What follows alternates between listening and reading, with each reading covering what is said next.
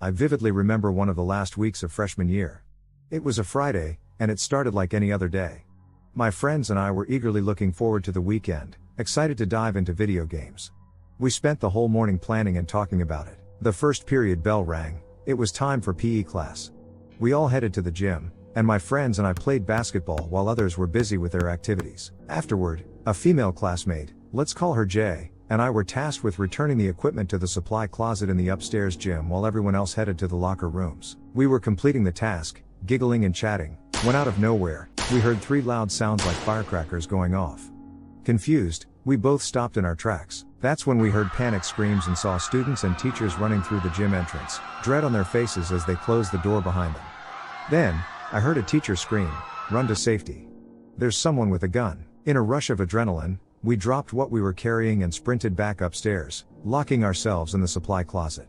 Huddled in the corner, we could hear more gunshots ringing through the building and the gym intercom echoing lockdown warnings. Jay was shaking in fear, crying hysterically, while I tried to calm her down and begged her to stay quiet. The noise suddenly stopped, replaced by an eerie silence that made the fear even more palpable. It was completely silent for about 15 minutes, but each passing minute felt like an hour. Then, out of nowhere, the sound of gunshots echoed again, making us both clench in fear. Suddenly, the hallway echoed with footsteps slowly approaching our closet door. A shadow fell across the strip of light beneath it, and the doorknob rattled violently.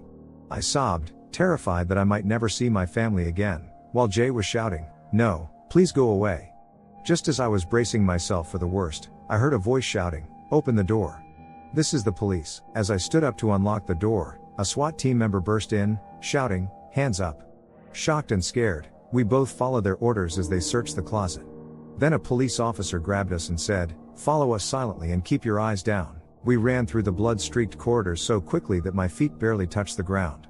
My head was kept down, but I glimpsed enough scenes of unimaginable horror. The shooter was a junior who had been relentlessly bullied by a group of 4 boys from his class.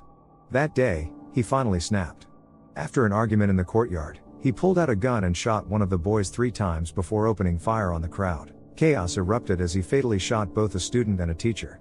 He then hid in the gym's downstairs washroom, where he was ultimately shot by the police. The experience was terrifying, and many students from our school, including Jay and me, struggled with severe anxiety for a long time afterward. Just thinking about how he was hiding in the same building as us and how anything could have happened that day still sends chills down my spine.